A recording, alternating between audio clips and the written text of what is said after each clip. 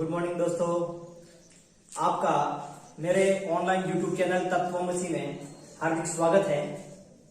दोस्तों, हमने पिछली कक्षा में त्रिमुनि व्याकरण परंपरा के अंतर्गत प्रथम मुनि भगवान पाणिनि, द्वितीय मुनि कात्यायन वरुषि के बारे में हमने पढ़ा था। दोस्तों, आज हम त्रिमुनि व्याकरण परंपरा के अंतर्गत तृतीय मुनि व अंतिम मुनि पतंजलि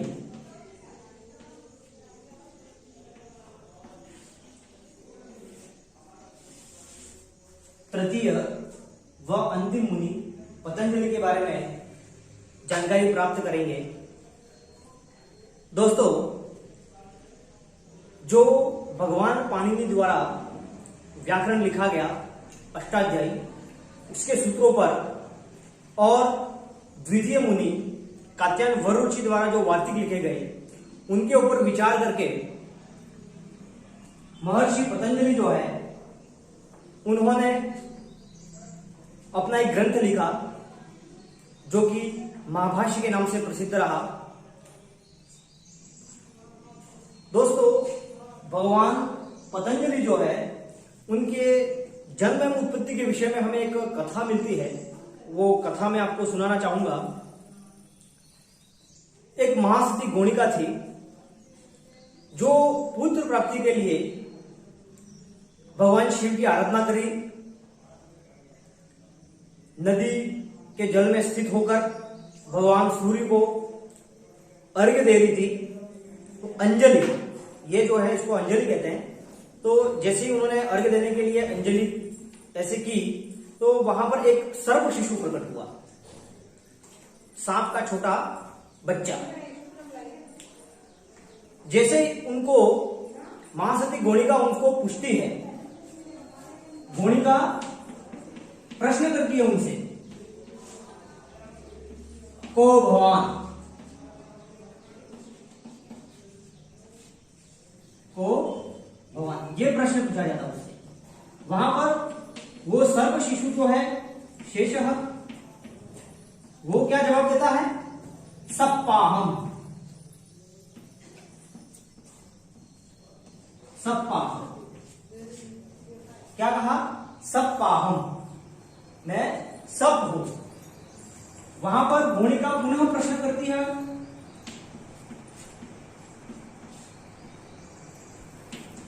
रेफः क्व गतः? रेफः क्व गतः क्या होना चाहिए? वो सांप का बच्चा था, सर्प ये होना चाहिए। ये जो रकार है उसको रेफ कहा जाता है। तो यहां पर गोणिका प्रश्न कर रही है, रेफः क्व गतः। वहां पर शेषः पुनः उनको प्रत्युत्तर में देते हैं, क्या देते हैं? त्वयापहृतः, अर्थात आपके द्वारा इसका हरण कर लिया गया, या आपके द्वारा इसका मतलब आपके द्वारा हर लिया गया। अब ऐसे अलौकिक सर्प शिशु को देखकर महासती जो गोणिका है वो उन्हें बाल रूप में उनका पालन पोषण करती है, और वही बालक जो है वो हमारे महर्षि पतंजलि कहलाए। अब इनकी माता का नाम उन्होंने पाल पोष कर बड़ा किया, इसलिए उनकी माता का नाम गोणिका, और गोणिका के पुत्र होने की वजह से उनको एक और नाम मिला, गोणिका पुत्र। क्या नाम मिला? गोणिका पुत्र। गोणिका पुत्र, ये इनका एक और नामकरण हो गया, गोणिका पुत्र। दोस्तों, इनके समय के बारे में कहा जाता है कि 200 ईसा पूर्व से प्रथम शताब्दी के मध्य इनका समय का निर्धारण किया गया। स्थिति काल, इसके विषय में भी विभिन्न प्रकार के मत प्रस्तुत हुए हैं। सर्वप्रथम जो या सर्वाधिक प्रमाणिक जो मत है वो है कि 200 ईसा पूर्व से प्रथम शताब्दी के मध्य को माना गया, के मध्य। दूसरा मत है, एक पाश्चात्य विद्वान हुए डॉक्टर वेलवलकर महोदय। डॉक्टर वेलवलकर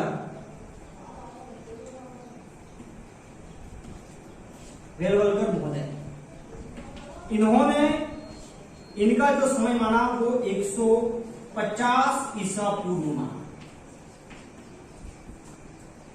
इसका आधार यह रखा गया कि महाभाष्य में हमें एक वचन मिलता है, इहम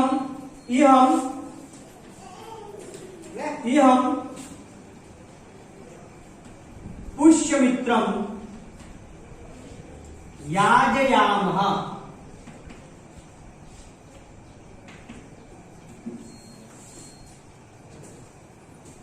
कहा जाता है कि महर्षि पतंजलि जो है वो पुष्यमित्र जो थे, शुंग वंशीय शासनकाल था, वहां पर इन्होंने जब पुष्यमित्र जी ने जब अश्वमेध यज्ञ संपन्न करवाया था, तो उस यज्ञ को संपन्न कराने वाले जो तो महर्षि पतंजलि थे, ये पुरोहित थे।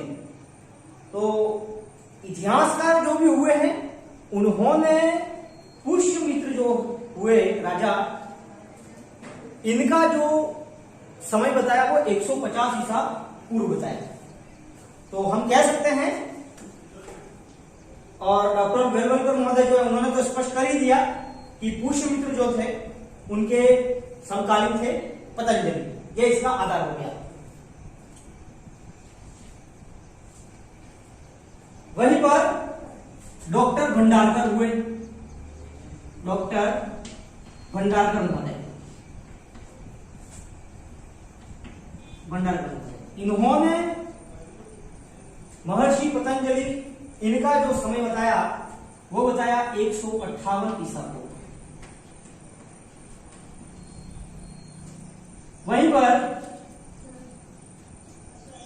कीथ महोदय हुए,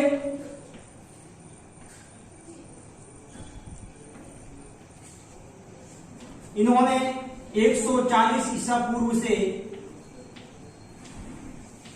150 ईसा पूर्व माना,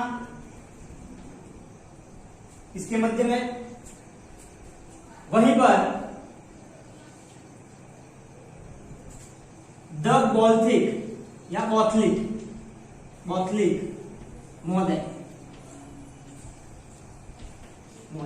इन्होंने जो माना, इनका समय वो माना 200 ईसा पूर्व। सर्वाधिक जो प्रमाणित जो मत है वो तो यही है, 200 ईसा पूर्व से प्रथम शताब्दी के मध्य। डॉक्टर वेलवलकर महोदय उन्होंने यह पुष्यमित्रम याजयामः, इस वचन के आधार पर उन्होंने इसको 150 ईसा पूर्व बताया। वहीं डॉक्टर भंडारकर महोदय उन्होंने 158 ईसा पूर्व बताया। कीथ महोदय ने 140 ईसा पूर्व से 150 ईसा पूर्व के मध्य बताया, और बौद्धलिक महोदय करके उन्होंने 200 ईसा पूर्व के बताया। वहीं पर जो युधिष्ठिर मीमांसक विद्वान हुए, उन्होंने इनके काल का निर्धारण जो किया वो महाराजा जो समुद्रगुप्त हुए, उनकी रचना कृष्ण चरित में पतंजलि जो हुए, उनसे पूर्व महाकवि जो भास हुए थे, उनका उन्होंने वर्णन किया। इस आधार पर उन्होंने इनका जो काल का निर्धारण किया, युधिष्ठिर मीमांसक, 5वें नंबर पर हम कर सकते हैं, जो युधिष्ठिर मीमांसक विद्वान, इन्होंने जो महर्षि पतंजलि का काल का निर्धारण किया, इन्होंने किया 1200 से 1500 वर्ष विक्रम पूर्व। ये हमारा भारतीय काल निर्धारण किया गया, इन्होंने भारतीय काल निर्धारण विक्रम पूर्व बताया। और इसका आधार इन्होंने क्या माना? आधार माना राजा जो समुद्रगुप्त हुए,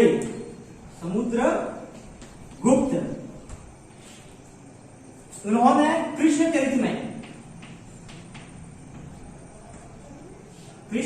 में पतंजलि जो है, महर्षि पतंजलि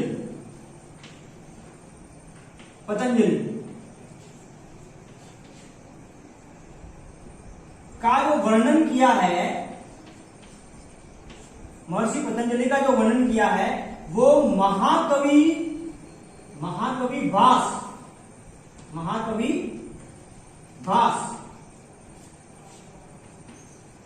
से पूर्व में किया।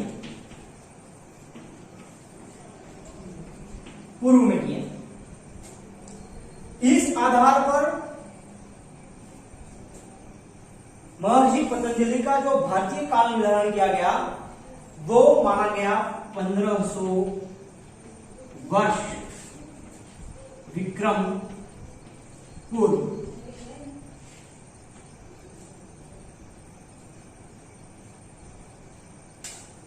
दोस्तों, जहां पर यह विभिन्न मतों के द्वारा उनके स्थिति काल का निर्धारण किया गया, अलग अलग मत द्वारा प्रस्तुत किया गया। आइए अब हम इनके जन्म स्थान के बारे में जानकारी प्राप्त करते हैं। महर्षि पतंजलि के जन्म के विषय में भी मतभेद बने हुए हैं। इन्हें ऐसे कई स्थानों से इनको बताया गया है कि ये यहाँ के निवासी थे, ये इनकी जन्मभूमि थी, ये इनकी कर्मभूमि थी। इस प्रकार जन्म स्थान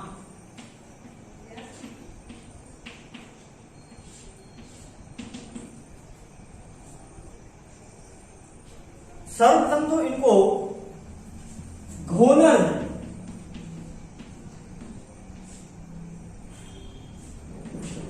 देश के इनको निवासी बताएंगे। ये वर्तमान आधुनिक, जो हम कह सकते हैं इनको आधुनिक गोंडा जनपद कहां है? ये वर्तमान आपके उत्तर प्रदेश राज्य में स्थित है। उत्तर प्रदेश राज्य में ये स्थित है। और ये गोनर देशवासी होने के कारण इनको एक और नाम मिला, इनको अन्य नाम मिला गोनरदीय।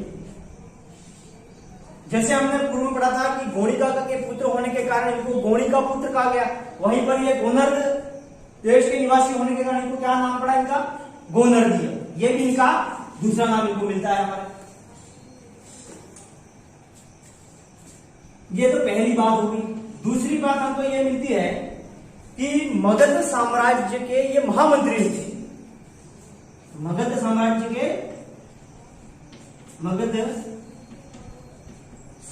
के क्या थे? ये महामंत्री। अब इस आधार पर इनका संबंध पाटलिपुत्र से हुआ। कहां से हुआ? पाटलिपुत्र। और अभी थोड़ी देर पहले हमने जो पुष्यमित्र के बारे में जो राजा थे हुए उनके बारे में पढ़ा था, तो ये यही पाटलिपुत्र के वो राजा थे। तो हम कह सकते हैं कि इनकी जो जन्मभूमि है, जन्मभूमि तो ये हो गई, जन्मभूमि क्या हो गई? गोनर। और ये तो हो गई पाटलिपुत्र, क्या हो गई? इनकी कर्मभूमि। क्या हो गई? कर्मभूमि। इसके अलावा इनको कश्मीर देश के निवासी भी बताया गया है। इस आधार पर हमने ये इनके जन्मभूमि और इनके कर्मभूमि के विषय में भी हमने मत को स्पष्ट किया। आगे इन्होंने महर्षि पतंजलि द्वारा महाभाष्य लिखा गया, इसलिए इनको महाभाष्यकार भी कहा जाता है। इनके अन्य नामों के बारे में जो अपन जानकारी प्राप्त करते हैं, अन्य नाम क्या क्या मिलते हैं इनके, तो एक तो ये हुए महाभाष्यकार।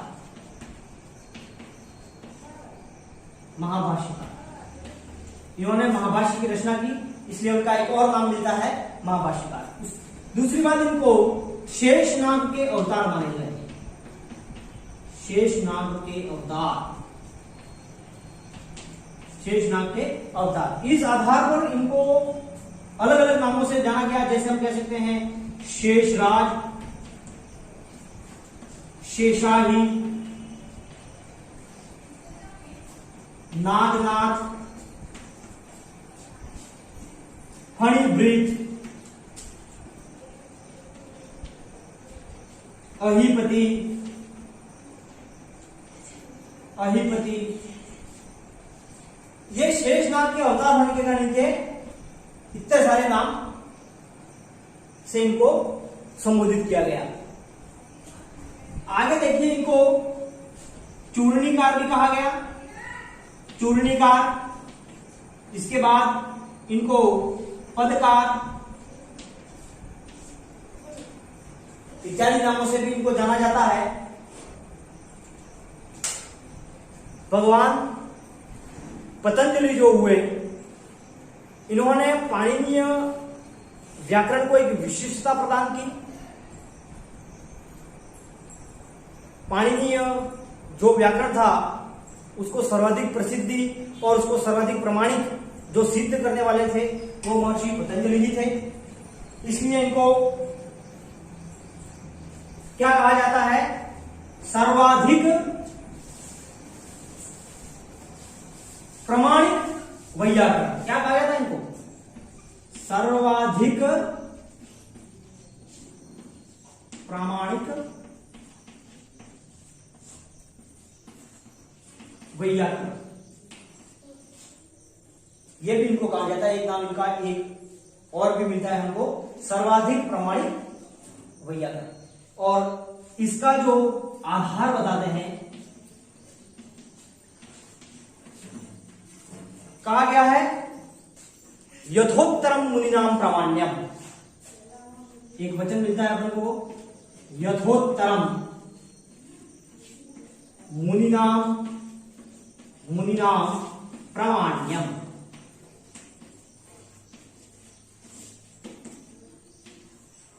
जो मुनि बाद में अपने विषय का उपस्थापन करता है वह सर्वाधिक प्रमाणिक माना गया है। भगवान पाणिनि ने जो अष्टाध्यायी में जिन सूत्रों के आधार पर प्रकट अपने विचार प्रस्तुत किए, और कात्यायन वररुचि जो हुए, उन्होंने जो अपने वार्तिकों के द्वारा पाणिनि अष्टाध्यायी सूत्रों पर वार्तिक लिखे, उन दोनों की उन्होंने समीक्षा की और उस समीक्षा के आधार पर इन्होंने अपने वार्तिक लिखे और उन्होंने पुनः पुनः पाणिनि के सूत्रों को ही प्रमाणिक दर्शाया। इस आधार पर इनको सर्वाधिक प्रमाणिक वैयाकरण कहा गया, जिसका आधार में यथोत्तरम मुनिनाम प्रामाण्यम, अर्थात जो जिस वैयाकरण के द्वारा जो विषय बाद में प्रस्तुत किया जाता है या जिसका उपस्थापन किया जाता है वह सर्वाधिक प्रमाणिक माना जाता है। इनकी रचनाएं, जहां पर इन्होंने मन, वचन और शरीर, इन तीनों के दोषों के निवारण के लिए इन्होंने प्रमुख 3 ग्रंथों की रचना की।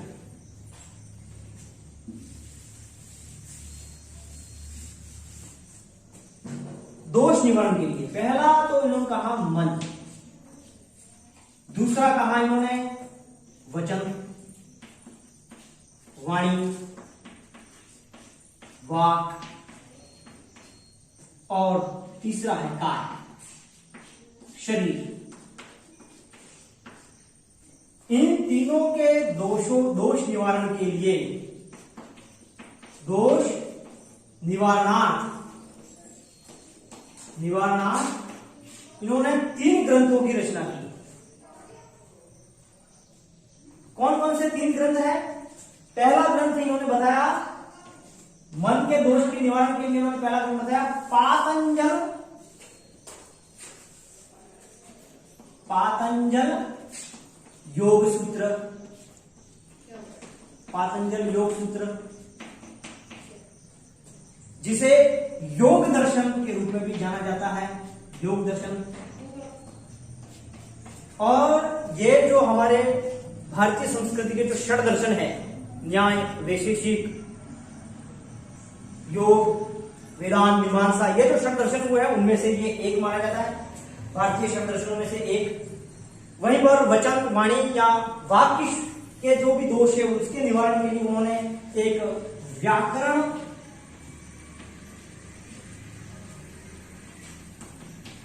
शास्त्र का एक ग्रंथ लिखा इन्होंने, महाभाष्य। महाभाष्य ग्रंथ जो लिखा वो उन्होंने व्याकरण शास्त्र से रिलेटेड था। वहीं पर काय और शरीर की के जो भी दोष थे उसके निवारण के लिए उन्होंने जो ग्रंथ लिखा वो था चरक संहिता। चरक संहिता। यहां पर पातंजल जो योग सूत्र, जो योग दर्शन है, वहां पर कैयट जो टीकाकार हुए व्याकरण के, उन्होंने अपने जो रचना थी उसमें कहा है कि योगेन चित्तस्य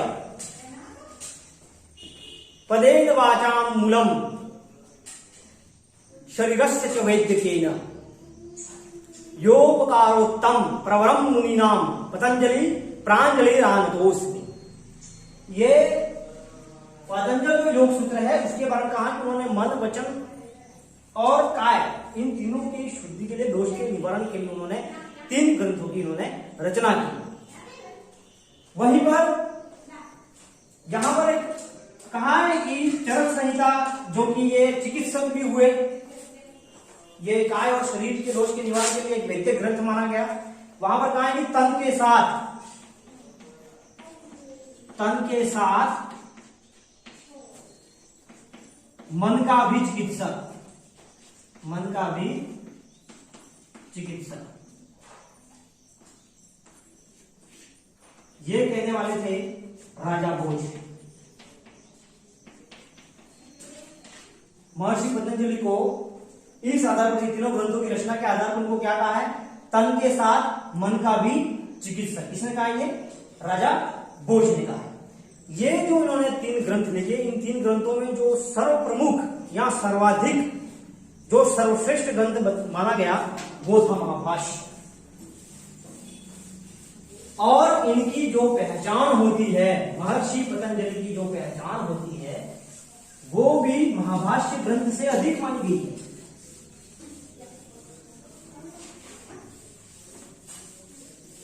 महाभाष्य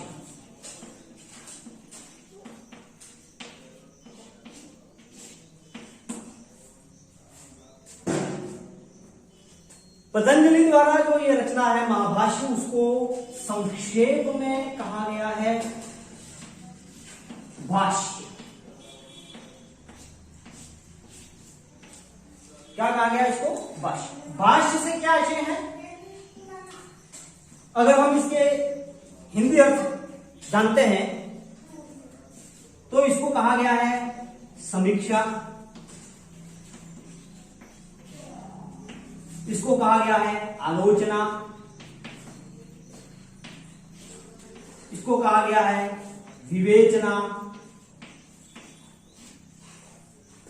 इसको कहा गया है टिप्पणी।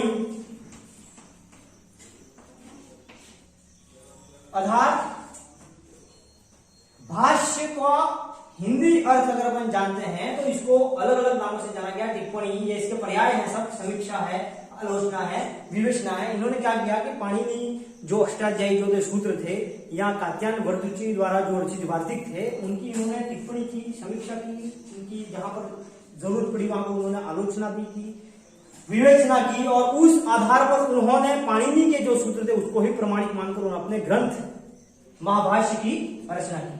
यहां पर भाष्य का लक्षण जो है, भाष्य का लक्षण कहा गया है यहां पर सूत्रार्थो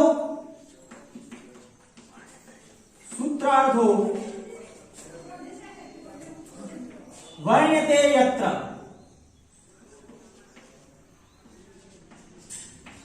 सूत्रार्थो वर्ण्यते यत्र पदै सूत्रानुसारिभिः,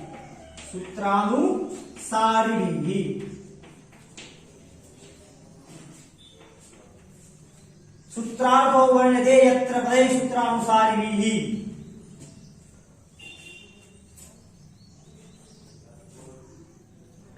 स्वपदानि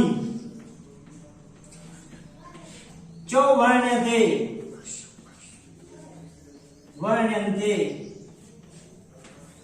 भाष्यं भाष्य विदो विदुः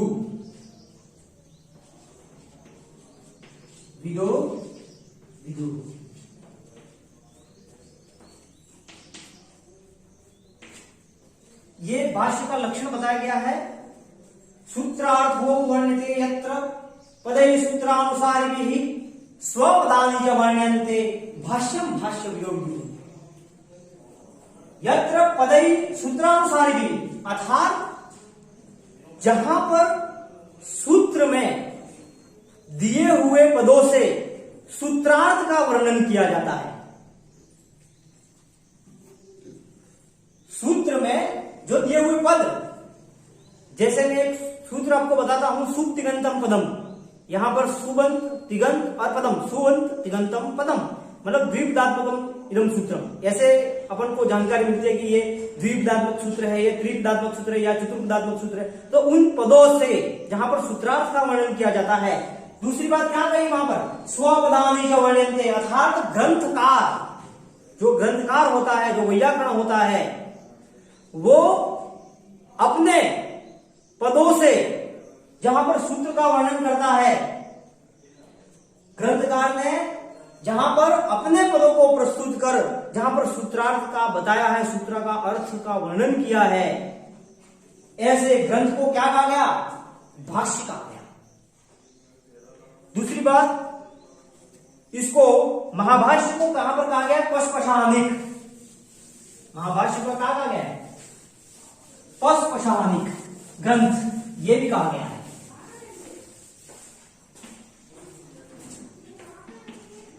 पशपशानिक ग्रंथ, ये भी इनको माना जाता है। यहां पर आहनिक एक शब्द आया है, आहनिक। इसको मैं स्पष्ट करना चाहूंगा। जो कार्य एक दिन में निवृत्त होता है, अर्थात एक दिन में निवृत्त कार्य को आहनिक कहा जाता है। आपने जो एक दिन में जो काम किया, उस कार्य को कहा जाता है आहनिक। यहां पर जो महाभाष्य है वो 85 या 84 कुछ के मत में दिनों में निर्मित ग्रंथ माना गया है। निर्मित ग्रंथ इसको माना गया है। अर्थात इसमें अगर आपको पूछा जाए, प्रश्न आपसे परीक्षा में अगर कहीं आ जाता है कि भाई कितने आहनिक है बताए गए हैं, तो 85 से 84 आहनिक अपन को इसमें मिलते हैं। आहनिक से आशय है एक दिन में निवृत्त कार्य। एक दिन में निवृत्त कार्य, एक दिन में निवृत्त कार्य को कहा जाता है आहनिक। और ये जो महाभाष्य है वो 85 या फिर 84 दिनों में ये निर्मित ग्रंथ माना जाता है, इसलिए इसमें 84-85 आहनिक ये बताएंगे। दूसरी बात कि जो महाभाष्य ग्रंथ है यह व्याकरण शास्त्र का प्रमाणिक ग्रंथ माना गया है। व्याकरण शास्त्र का प्रमाणिक ग्रंथ, प्रमाणिक ग्रंथ को माना गया है। दूसरी बात, यह व्याकरण का आकार ग्रंथ माना गया है। इसको एक आकार ग्रंथ भी कहा गया है। आकार ग्रंथ, आकार ग्रंथ व्याकरण का, इसे व्याकरण परंपरा का ग्रंथ रत्न भी कहा गया है। व्याकरण परंपरा का ग्रंथ रत्न भी कहा गया है। और इस महाभाष्य में जो वेद के 6 अंग हैं, उनमें से व्याकरण, शिक्षा और निरुक्त, इन तीनों की भी चर्चा आपको इसमें मिल जाएगी। महर्षि पतंजलि द्वारा महाभाष्य में व्याकरण, शिक्षा और निरुक्त वेद के 3 अंग, 6 अंग हैं, उनमें से ये 3 अंग हैं, इनकी भी चर्चा उन्होंने यहां महाभाष्य में की है। महाभाष्य में जो पाणिनि के सूत्र थे, पाणिनि के सूत्रों, वह कात्यायन के वार्तिकों, इन पर इन्होंने समीक्षा कर, इनकी विवेचना कर, इन पर विचार कर उन्होंने क्या लिखे? अपने भाष्य, भाष्य लिखकर किस ग्रंथ की रचना की? महाभाष्य। इस ग्रंथ की उन्होंने रचना की। दोस्तों, जो आधुनिक वैयाकरण है उनका मानना यह है कि प्रथम मुनि भगवान पाणिनि, सूत्रकार, वार्तिककार कात्यायन वररुचि और भाष्यकार, महाभाष्यकार महर्षि पतंजलि, वे परस्पर जहां पर विरोध को समझते हैं तो वहां पर सर्वाधिक प्रमाणिक जो माने जाते हैं वो महर्षि पतंजलि माने जाते हैं। इनका जो मत है वो सर्वश्रेष्ठ माना गया है, प्रामाणिक माना गया है। अभी थोड़ी देर पहले हमने कहा था, एक वचन पढ़ा था, यथोत्तरम मुनिनाम प्रमाण्यम, मतलब इनके मत को सर्वाधिक प्रमाणिक माना गया है। क्यों माना गया? क्योंकि इन्होंने पाणिनि अष्टाध्यायी के सूत्रों को ही पुनः प्रमाणिक सिद्ध किया। इसलिए यह जो महाभाष्य ग्रंथ है वो व्याकरण शास्त्र का सर्वाधिक प्रमाणिक ग्रंथ, आकर ग्रंथ और ग्रंथ रत्न माना गया। दोस्तों, इसके अलावा इनकी जो अन्य रचनाएं हैं वो भी हम पढ़ते हैं। यहां पर भर्तृहरि जो हुए हैं उन्होंने वाक्यपदियम में महाभाष्य की प्रशंसा करते हुए लिखा है, इसको गुरु मतलब तीर्थदर्शी गुरु कहा गया। क्या कहा है? कृतेत्थ,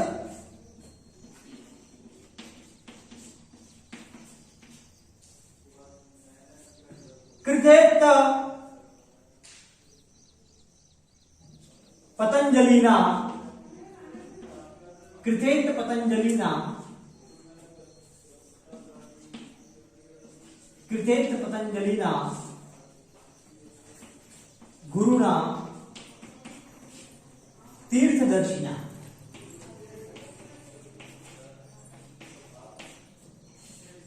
तीर्थदर्शिना सर्वेषां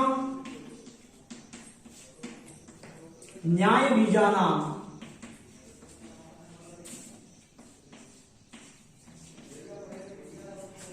महाभाष्ये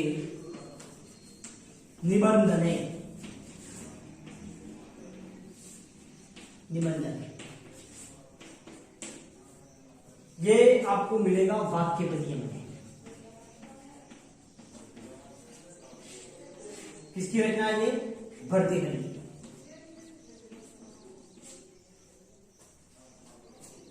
कृतेत्थ पतंजलिना गुरुणा तीर्थदर्शिना सर्वेषां न्याय बीजानां महाभाष्ये निबंधने।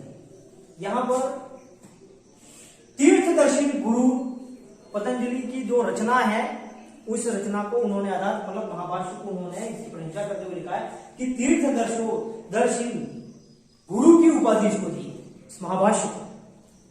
कहा गया है सर्वेषां न्याय बीजानां महाभाष्ये निबंधने, अर्थात इसमें केवल यह एक व्याकरण शास्त्र का प्रमाणिक ग्रंथ नहीं है, वरन संपूर्ण वांग्मय में इसको विशिष्टता से सिद्ध किया गया है। मतलब समस्त विद्याओं का, सर्वेषां न्याय बीजानां अर्थात सभी न्यायों का बीज, समस्त विद्याओं का जो बीज है वो है महाभाष्य। ये इसकी प्रशंसा में कहा गया है। वहीं पर हमें इनकी एक और रचना मिलती है,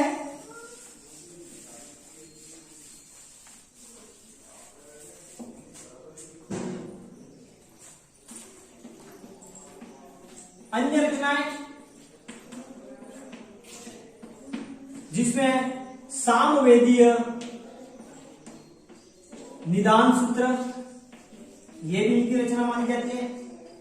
सामवेदीय निदान सूत्र। इसके बाद एक है सिद्धांत रसावली। सिद्धांत रसावली, इसका जो उल्लेख हमको मिलता है वो कृष्ण चरित्र में मिलता है। कृष्ण चरित्र, इसका उल्लेख जो मिलता है, सिद्धांत रसावली का जो उल्लेख कृष्ण चरित्र में इसका उल्लेख मिलता है, उल्लेख मिलता है। वहीं पर हमने एक और रचना होती है महानंद काव्य। महानंद काव्य, इसकी रचना भी महर्षि पतंजलि, भाष्यकार पतंजलि के द्वारा ही मानी जाती है। महानंद काव्य। दोस्तों, हमारे त्रिमुनि व्याकरण परंपरा के अंतर्गत जो तृतीय एवं अंतिम मुनि नाग मुनि महर्षि पतंजलि ने पाणिनीय व्याकरण के लिए जो कार्य किया वो सर्वदा स्मरणीय रहेगा, क्योंकि इन्होंने भगवान पाणिनि के मत को ही सर्वश्रेष्ठ माना। और वैसे भी जिस वैयाकरण के द्वारा जिस विषय को बाद में उपस्थापन के द्वारा प्रस्तुत किया जाता है वो सर्वाधिक प्रमाणिक माना जाता है। तो इसलिए पाणिनीय व्याकरण को अगर सर्वश्रेष्ठ सिद्ध करने में जिनका सहर्ष योगदान रहा है वो महर्षि पतंजलि का ही रहा है। दोस्तों, अंत में मैं आपको एक जानकारी देना चाहूंगा। आज की इस कक्षा में हमने अंतिम एवं तृतीय मुनि पतंजलि के बारे में पढ़ा। त्रिमुनि जो व्याकरण परंपरा है इसके अंतर्गत हमने तीनों मुनियों के बारे में पढ़ा। प्रथम हमने पढ़ा भगवान पाणिनि,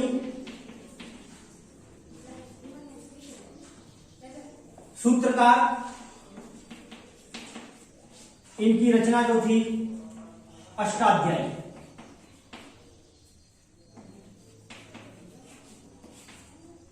वहीं पर द्वितीय मुनि हमारे हुए थे कात्यायन वररुचि।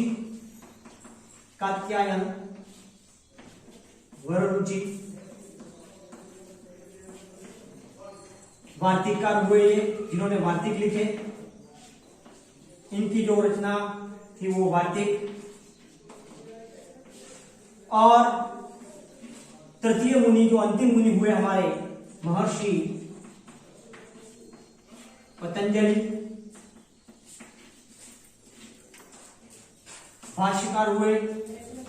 और इनकी जो रचना है महाभाष्य, तो इनकी जो रचनाएं हैं इन तीनों की रचनाओं को जो कहा गया है तदुक्ति। क्या कहा गया है? तदुक्ति। क्या कहा गया है? तदुक्ति कहा गया। मतलब इन तीनों मुनियों की जो तीनों मुनि हुए व्याकरण परंपरा के, त्रिमुनि व्याकरण परंपरा के, इनके द्वारा रचित जो रचनाएं हैं अष्टाध्यायी, वार्तिक और महाभाष्य को, इसको समुचित रूप से क्या कहा गया है? तदुक्ति। क्या कहा गया है? तदुक्ति। दोस्तों, ये त्रिमुनि व्याकरण के अंतर्गत हमने तीनों मुनियों का अध्ययन किया। मेरा अध्यापन कार्य यदि आपको अच्छा लगा हो तो मेरे इस वीडियो को अधिक से अधिक आप लाइक करें, शेयर करें अपने दोस्तों के साथ में, ग्रुपों में, आपके जो भी ग्रुप्स बने हो उसमें भी शेयर करें। और मेरे इस चैनल तत्वमसी को अधिक से अधिक आप सब्सक्राइब करें और बेल आइकन को जरूर प्रेस करें ताकि मेरा आने वाला जो भी वीडियो हो वो आप तक जल्द से जल्द पहुंच सके, आपको पता चल सके, आपका ऊपर नोटिफिकेशन आ सके। दोस्तों, धन्यवाद। जय जु संस्कृतम, जय जु भारतम।